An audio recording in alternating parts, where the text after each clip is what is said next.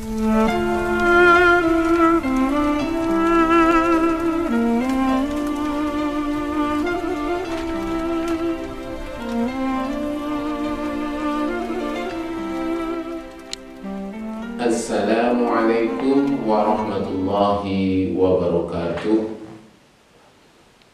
Alhamdulillah wa syukurillah, la hawla wa la quwwata illa billah, amma ba'du.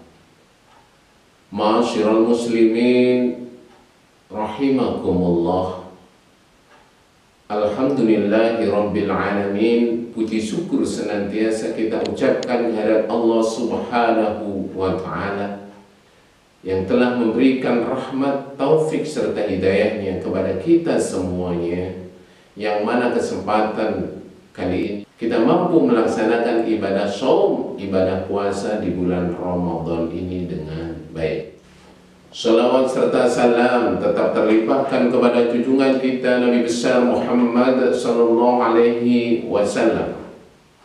Semua kita adalah orang-orang yang hancur dan binasa, kecuali orang-orang yang di dalamnya diterangi cahaya kenabian, kecuali orang-orang yang di dalamnya diterangi risalah Nabi Muhammad sallallahu alaihi wasallam.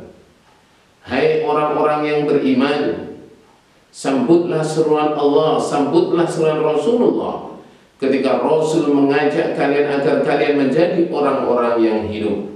Orang-orang yang hidup adalah orang-orang yang senantiasa mengikuti apa yang diajarkan Rasulullah sallallahu alaihi wasallam. Sedangkan orang-orang yang mati adalah orang-orang yang meninggalkan seruan Rasulullah sallallahu alaihi wasallam. Ajsaduhum qabla al-kubur, jasad mereka adalah kuburan bagi nyawa-nyawa mereka sebelum mereka masuk ke dalam kuburan yang sebenarnya. Ma'asyiral muslimin rahimakumullah. Di dalam kesempatan ini saya akan menyampaikan mengapa kita harus puasa. Puasa yang dalam bahasa Arab disebut dengan shaum atau siam, berarti menahan diri, al-imsak. Puasa Ramadan adalah salah satu syariah Islam. Syariah atau syariat berarti jalan. Semakna dengan kata syariat yaitu syirat, sabil, minhaj, thariq, yang kesemuanya berarti jalan. Secara sederhana dapat dipahami bahwa yang namanya jalan adalah yang dilalui untuk mencapai satu titik tujuan. Karena puasa adalah jalan, maka agar tidak sekedar menjadikan rutinitas tahunan dalam melaksanakan ibadah puasa atau sekedar menggugurkan kewajiban secara fikih sehingga terabaikan pesan dan tujuan yang harus dicapai di balik puasa yang kita lakukan. Di dalam Al-Quran sendiri Allah berfirman, A'udzu billahi minasy syaithanir rajim. Bismillahirrahmanirrahim. Ya ayyuhalladzina amanu kutiba alaikumus syiyam kama kutiba alal ladzina min qablikum la'allakum tattaqun. Al-ayah amma ba'du. Allah mewajibkan kepada orang-orang yang beriman untuk melaksanakan ibadah shaum atau ibadah puasa, yang mana di ujung Allah gunakan la'alla, yang artinya ada harapan di sana. Semoga, mudah-mudahan kita semua yang berpuasa ini akan menjadi orang-orang yang bertakwa. Ketakwaan itu sendiri merupakan refleksi dari keimanan seseorang. Ketakwaan juga merupakan manifestasi dari kesediaan seseorang untuk berbagi dengan hartanya, dengan tenaganya, dengan pikirannya yang dia miliki kepada sesama. berbagi dengan hartanya yang dia miliki dalam keadaan lapang maupun dalam keadaan sempit. Allah berfirman dalam surat Ali Imran, alladzina yunfiquna fis sarra'i wad-dharra, yaitu orang-orang yang menafkahkan hartanya baik di waktu lapang maupun di waktu sempit. Dijelaskan lebih lanjut, sejatinya perintah wajib berpuasa di bulan Ramadan ini memiliki makna yang sangat dalam. Perintah puasa ini dihadirkan sebagai bentuk pelatihan, untuk setiap umat Islam agar bisa bertakwa dan pastinya menahan diri dari hal-hal yang tidak ada manfaatnya. Puasa ini didesain sama Allah Subhanahu wa Ta'ala sebagai bentuk training madrasah alias latihan.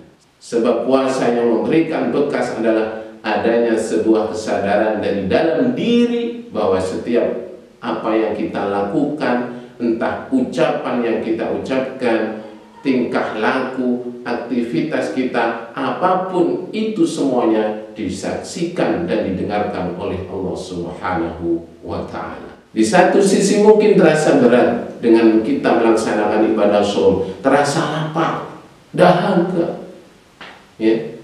Namun diharapkan jika kita berlatih secara berkelanjutan, akhirnya kita para umat muslim bisa menjadi orang-orang yang bertakwa.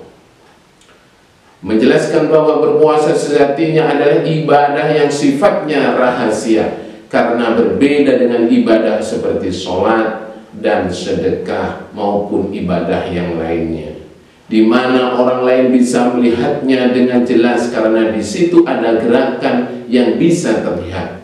Sholat, ketika dia sholat bisa saja lafadznya, kalimatnya difasih-fasihkan atau sholatnya dikhusyuk-khusyukkan karena ada orang lain yang melihat. Sedekah juga begitu, orang lain melihat. Kadang-kadang juga diumumkan sebagai bentuk motivasi orang lain. Apalagi ibadah haji yang diumumkan dan tahu kapan pelaksanaan ibadahnya. Tapi berbeda, puasa itu sifatnya ibadah yang sangat rahasia. Kalaupun itu puasa, siapa yang tahu? Tidak ada yang tahu kecuali Allah dengan dirinya. Di dalam hadis disebutkan, "Kan kullu amalin ibnu Adam lah illa shaum fa innahu li wa ana ajzi bih."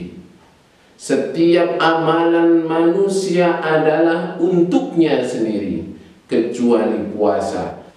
Puasa itu untukku, kata Allah, dan aku sendiri yang akan membalasnya. Hal yang membuat kita bertahan, bisa menahan diri karena ada sebuah kesadaran ketika itu, ya. Karena ada sebuah kesadaran ketika kita minum dan makan ada yang menyaksikan. Oleh karena itu, Ramadan merupakan pembelajaran untuk kita semua, sebuah training, sebuah pelatihan yang dipersiapkan Allah selama 1 bulan proses pembiasaan agar kita menjadi orang-orang yang terbiasa dengan sesuatu yang baik dan tentunya pada ujungnya kita menjadi orang-orang yang bertakwa. Sehingga dengan melaksanakan ibadah puasa di bulan Ramadan, ada harapan selama kita berpuasa, kita bisa menjaga diri dari hal-hal yang tidak baik, mulai dari lisan kita, pandangan kita, pendengaran kita, perbuatan kita, sehingga kita senantiasa terjaga dari hal-hal yang kurang baik. Ketika sudah terbiasa kurang lebih selama 1 bulan, harapannya ketika Idul Fitri terlahir dengan pribadi yang baru dan derajat yang muttaqin yang baru juga, karena telah mendapatkan pendidikan, training dan latihan dari Allah Subhanahu wa Ta'ala secara langsung. Demikian apa yang bisa saya sampaikan, semoga bisa memberikan manfaat kepada kita semuanya. Insyaallah dalam kesempatan ini marilah kita senantiasa melaksanakan ibadah karena Allah semata-mata. Kita melaksanakan semua aktivitas itu karena semata-mata demi mendapatkan ridho dari Allah Subhanahu wa Ta'ala. Mungkin itu saja yang saya sampaikan, kurang lebihnya mohon maaf. Wabillahi taufiq wal hidayah. Wassalamualaikum warahmatullahi wabarakatuh.